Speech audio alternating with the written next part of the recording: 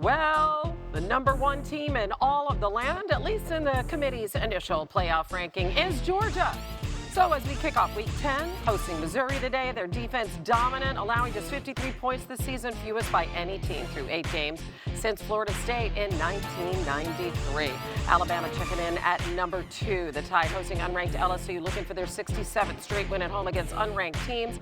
Their last such loss to UL Monroe in 2007. That was Nick Saban's first season in charge. How about Michigan State putting their #3 ranking on the line against Purdue today? The Spartans 8-0 for the first time since 2015, the year they made the playoff. But then what happened in that 9th game of that season?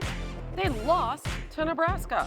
And after rounding out the top 4 at Oregon, the only Pac-12 team in the committee's top 25, Ducks 20-1 at home in the current era compared to 9-7 on the road. And today they travel north to take on Washington as we are joined live and in person by college football analyst E.J. Manuel. So this week we had the release of the rankings, and I'm wondering, because certainly different people took issue with different things, what was your impression? What's the one thing that really stuck out to you? Yeah, well, Hannah, besides Cincinnati getting snubbed at 6, going from 2 to 6, that's crazy. But I really think Oklahoma being at 8 is surprising to me. They're an undefeated team.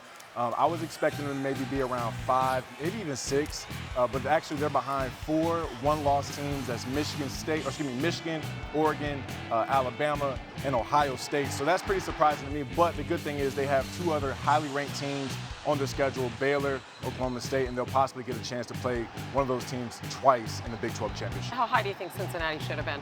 I think they should have been at 4.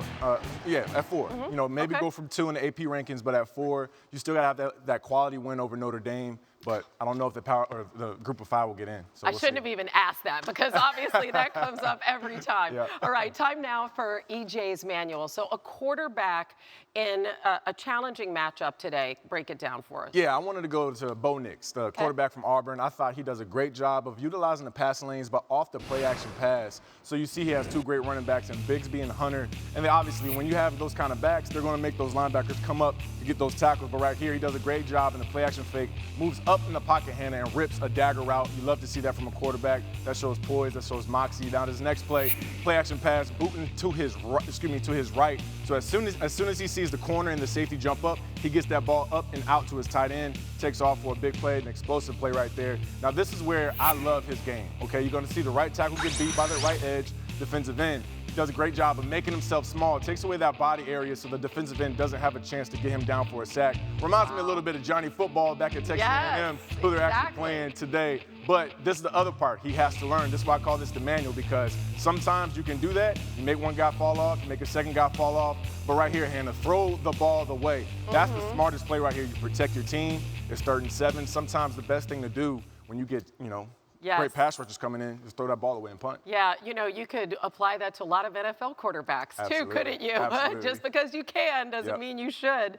And the Aggies have held him to less than 150 yards passing in their 2 meetings. Very interesting. Love it. E.J. Manuel, thanks.